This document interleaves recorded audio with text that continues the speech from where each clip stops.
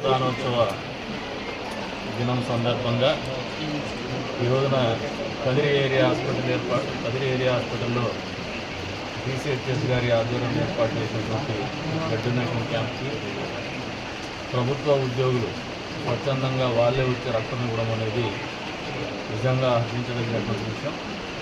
అందరికీ ఒకటే అప్పీల్ చేస్తాం, రక్తదానం అవసరమైనప్పుడల్లా ఇవ్వండి, అలవాటుగా కూడా చేసుకోండి, సమాజానికి ఉపయోగపడండి. రక్తదానం ఇవ్వడం వల్ల ఏ రకమైనటువంటి సైడ్ ఎఫెక్ట్స్ కానీ బలహీనతలు కానీ రావు.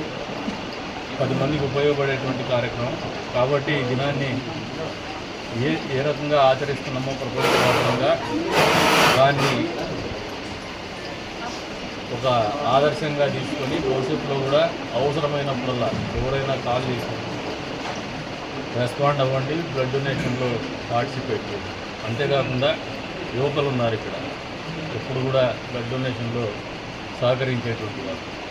అంతకు మించి ప్రత్యేకంగా చెప్పడం ఏమంటే కదిరి తెలుగుదేశం పార్టీ కార్యకర్తలు ఎప్పుడు కూడా రక్తదానం ఇవ్వడంలో ప్రతి సంవత్సరం కూడా ముందుండి నడిపిస్తూ ఉన్నారు.